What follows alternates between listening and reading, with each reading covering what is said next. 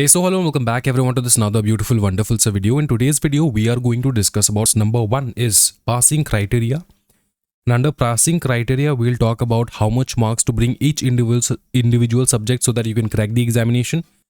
So ये पूरा explain करूंगा मैं, कोई टेंशन वाली बात नहीं है, एक एक करके देखेंगे. सबसे पहला क्वेश्चन जो आपको मैं आंसर करना चाहता हूँ वो है एग्जाम्शन वाला सब क्वेश्चन. ठीक है,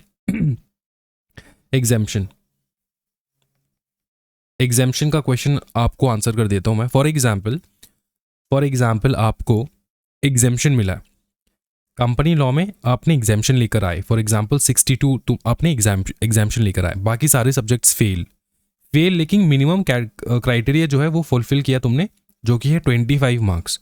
25 मार्क्स, ये 62 मार्क्स है तो ये सब्जेक्ट एग्जेम्प्टेड है. 25 मार्क्स से ज़्यादा मार्क्स आया तो एग्जेम्प्टेड है, तो ये एग्जेम्प्टेड है 62 मार्क्स. यही सेम एग्जाम्शन का पेपर जो है ये आप न्यू सिलेबस में कैरी कर सकते हो. मतलब न्यू सिलेबस में तो आपको कंपनी लॉ देने की कोई आवश्यकता नहीं है.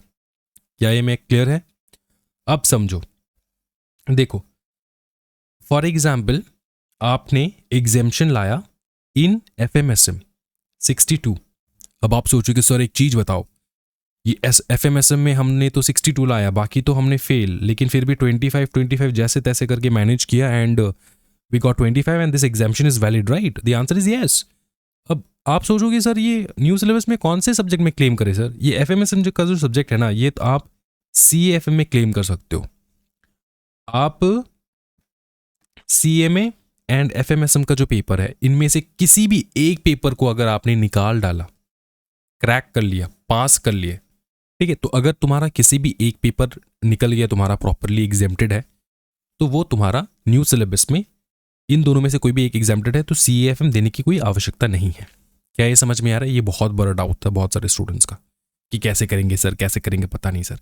अब एक जो मेजर डाउट आता है ना, वो डाउट आता है कि सर एक चीज बताओ, ये तो आपने समझा दिया, अब अगर मुझे पास करना है तो कैसे पास करें? फॉर एग्जाम्पल आपको समझना है ये चीज, कोई भी बच्चा जो मॉड्यूल 1 पास कर लिया, अब उनको देना है मॉड्यूल 2. मॉड्यूल 2 में सब्जेक्ट्स है तुम्हारे ECIPL, CMSL and tax law. अब बच्चा सोच रहा है सर टैक्स लॉ फिर से देना पड़ेगा. आंसर है नहीं. मॉड्यूल के हिसाब से मत सोचो कौन से सब्जेक्ट्स तुमने दिया नहीं है. तो इसके अकॉर्डिंग आपने सब्जेक्ट नहीं दिया है ECIPL, CMSL एंड CAFM, ये वाला सब्जेक्ट आपने नहीं दिया है. ये 3 पेपर आपने नहीं दिया है, तो इन्हीं 3 पेपर का आपको एग्जामिनेशन के लिए लिखना होगा फॉर द जून अटेम्प्ट. कैसा जून दे रहे हो, दिसंबर दे रहे हो, आपके ऊपर, लेकिन मैं सजेशन करूंगा जून दे दो. ठीक है. CAFM बन चुका है डिस्क्रिप्टिव, ये याद रख लेना एक बार. CAFM बन चुका है डिस्क्रिप्टिव पेपर पूरा. अब एक चीज समझो सर, मिनिमम पासिंग क्राइटेरिया क्या होगा फिर? मिनिमम पासिंग मार्क्स बता दो सर कि कितना मार्क्स लाना है. तो नॉर्मली क्या होता है ना, जैसे आपको पता ही है 50% लेकर आना होता है ना एग्रीगेट. आपको 50% लाना होता है एंड मिनिमम 40%, मतलब वही है 50 marks and 40 marks. Understood? Out of 100. तो यही रूल अप्लाई होगा, लेकिन आपको एक चीज समझना है कि जिस पेपर में सिर्फ पकड़ लो जी मॉड्यूल 2 है ना, इसमें ECIPL एंड CMSL है, तो इसमें कैसे कैसे मार्क्स लाने से हम लोग पास करेंगे? सर 50-50 लेकर आना है, एग्रीगेट तुमको 50% लाना है. दोनों सब्जेक्ट का टोटल मिला के हो रहा है हमारा 200 मार्क्स टोटल हो रहा है. इसका 50% कितना होगा? 100. तो 100 मार्क्स मिनिमम लेकर आना है ये 2 सब्जेक्ट को मिलाकर. मिनिमम कितना लाना है इंडिविजुअल सब्जेक्ट में? वो है 40 मार्क्स. इसका मतलब ये है कि अगर आपने 40 मार्क्स लाया बोथ द सब्जेक्ट, तब भी फेल हो क्योंकि 100 मार्क्स का फुलफिल नहीं हुआ. तो इसका मतलब ये किसी भी एक सब्जेक्ट में तुमको ज्यादा लेकर आना है. किसी भी एक सब्जेक्ट में पकड़ लो तुमने 60 लाया एंड किसी दूसरे सब्जेक्ट में आपने लाया 40, तो 60-40 कितना हो रहा है? 100, पास.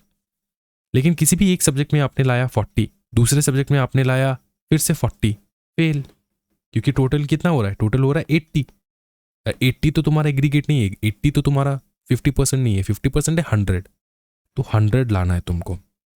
ECIPL में लाओ, CMSL में लाओ, दोनों में अगर 50-50 लेकर आ गए तब भी पास. 100 तो 100 लाना है इन एग्रीगेट, इंडिविजुअल मिनिमम 40 लाना है।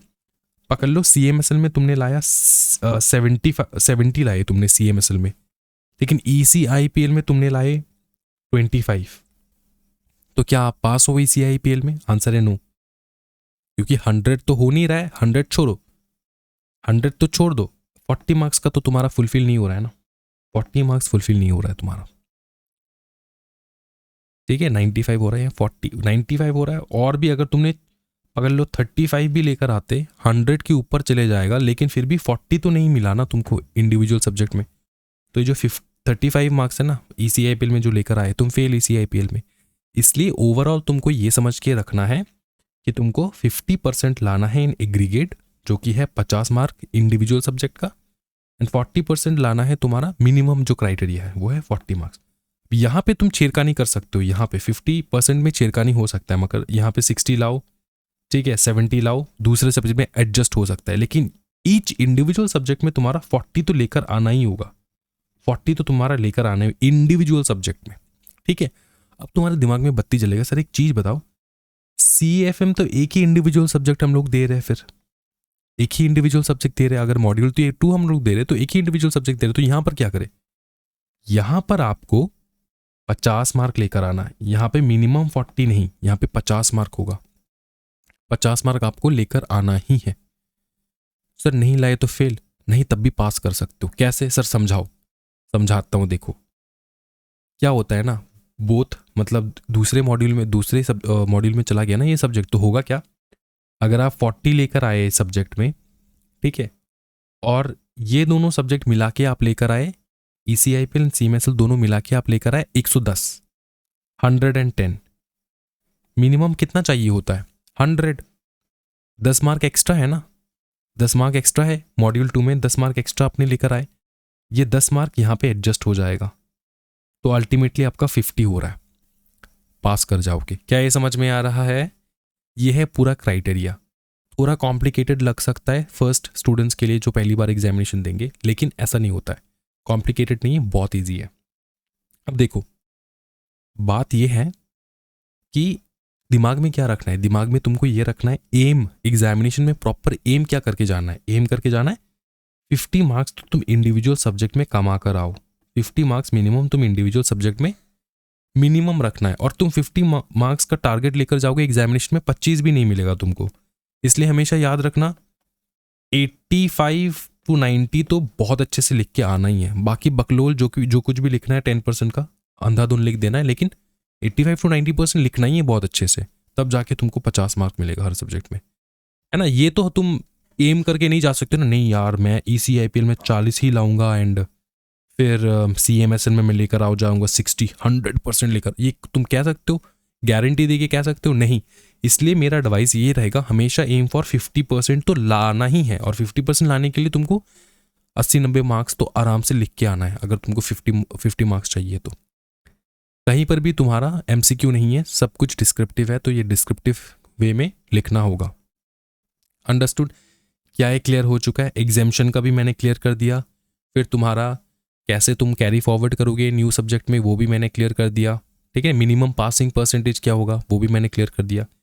तीनों सब्जेक्ट को मिला के तुमको 150 तो लेकर आना ही है, और एन एग्रीगेट, समझ में आ रहा है ना, तीनों को मिला के, और मिनिमम ईच सब्जेक्ट में तुम्हारा 40 तो चाहिए होगा।